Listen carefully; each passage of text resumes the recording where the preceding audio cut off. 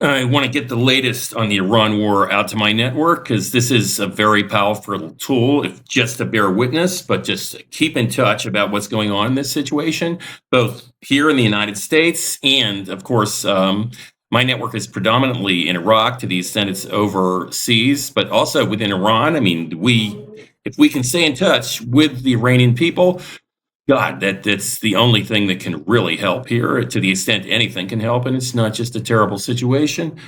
Um, just to give you some idea, when you're judging news from Iran, I mean, you've always got to consider the source because everybody has a perspective. They have where are they getting your information from, and everybody also has an agenda. So where I'm getting my information from is I developed an extensive network both within Iraq and within the U.S. government during the basically 20-year U.S. involvement in Iraq, which was really heated up after the second Gulf War. It's died down for the last 10 years or so, because things have died down in Iraq in terms of U.S. involvement, but it has just exploded with this. It's the very same network. It was dormant, and now it's exploded again since the Iran war. So I'm just I'm getting hundreds, thousands of feedback from all my different sources, and I'm trying to put it in some coherent message for, my fellow Americans and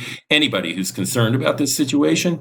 Now, the number one concern I have from my perspective as an American is, the lesson, I took away from Iraq, most of all as an American is, I don't want American soldiers dying in this. I think my sympathy is completely with the Iranian people in this, but, I'm first and foremost an American. And, as heartbreaking as it was, as much as I sympathized with the desire to get rid of Saddam Hussein, I didn't think it was worth the life of one young American, one young American soldier. I'm really a strong believer in the idea that if you think a war is worth it, then you go in there and fight yourself. I wasn't doing that in Iraq. As sympathetic as I was to get rid of Hussein, I'm not going to do it in Iran. I mean, I'm not a member of the army. I'm not in a position to fight anybody. Um, so that's just, that's my main belief. It's my number one concern here is the death of American soldiers. A very strong second after that is that my sympathies are completely with the protesters in Iran, and I'm greatly concerned for them at this moment, just exactly because of the experience of the Iraq War, and specifically, I mean, Iran is its own situation. You can't say it's another Iraq. But if there is one situation on Earth that in history that it bears a the strongest parallel to it, it is Iraq, and specifically what happened to the people who rose up against Hussein in between the first and second Gulf Wars, which is what this situation in Iran currently most resembles. Now, for those of you who don't know what that is, right on the brink.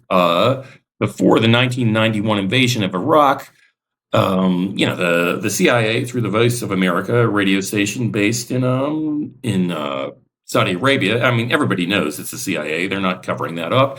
They broadcast into Iraq and said to the Iraqi people, if you rise up and get rid of Hussein, you will spare us the need for an invasion. Now, the Iraqi people did not rise up before the invasion. They rose up after the invasion, after the American military had already pulled back to, there wasn't going to be a re-invasion.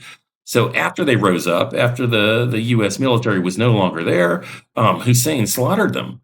We still can't get accurate numbers to this day, but in the years from 1991 to 2003, so in between the first and second Iraq wars, the estimates range from 100,000 to 300,000 whom Hussein killed in retaliation for attempting to overthrow him after the first Gulf War. And I got to tell you, this situation in Iran has the potential to be so much worse just because the technology to conduct surveillance on your population is so much more advanced than it was now. And the people supplying the Iranian government with that technology, the Chinese, are they are the masters in the world at conducting surveillance on your population.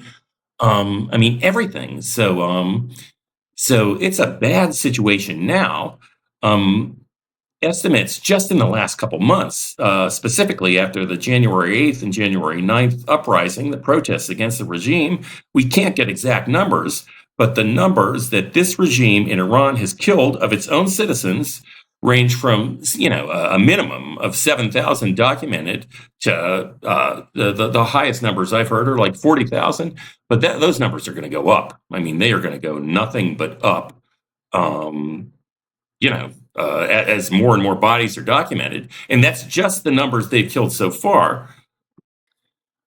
They can monitor every email sent, everywhere you go online, everything you comment on online, everything you do online can be monitored by the government. I mean, that's any country in the world, let alone one that's being, supplied by China, and is basically, has always been a police state. I mean, this is how they monitor and keep their population in line.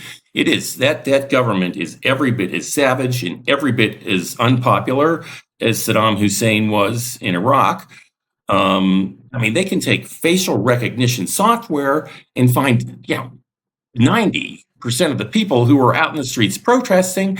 Yeah, that's a 10-second operation to feed that into artificial intelligence and get their email and their address and hunt them down.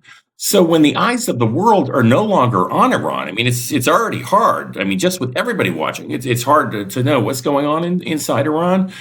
But when the eyes of the world stop watching, can you imagine that the danger that these protesters are in? And this is how I got sucked into Iraq.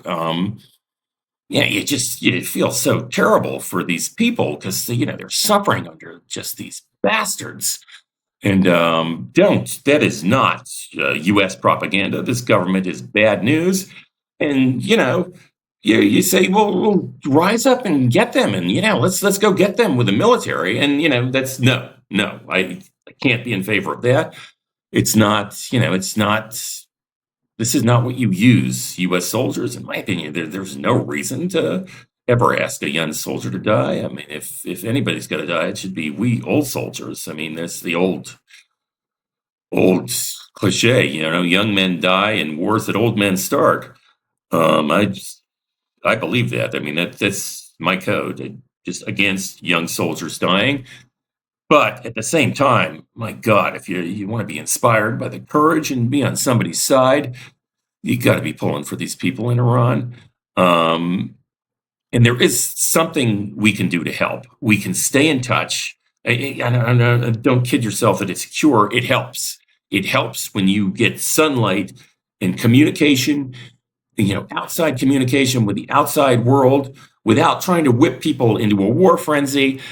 It helps. It helps to be aware of these things. You never know. They can go sideways at any time. It just helps to be aware and to stay in touch. So if there is some opportunity, we're able to seize it and we're able to know what's going on. I got to tell you, just in terms of regime change, all the experts that I talk to, whom I most trust, who assess the situation, say that regime change in Iran is unlikely, that when this thing is over, I mean, Trump, he's Trump. He's not clear about his motives to the extent he even knows his own motives or has a plan. So God knows what he's going to do. But, the odds of toppling this regime are not good without troops on the ground, which I'm not in favor of. You know, it's they're hoping that half of the military, because 90% of the country is against the government, but they don't have guns. I mean, the 10% have guns and they're organized. So they've got to pray that some schisms develop within the army or the militia, and that they turn against the top leadership. And I mean, Trump is in charge of this, so does that give you a lot of confidence?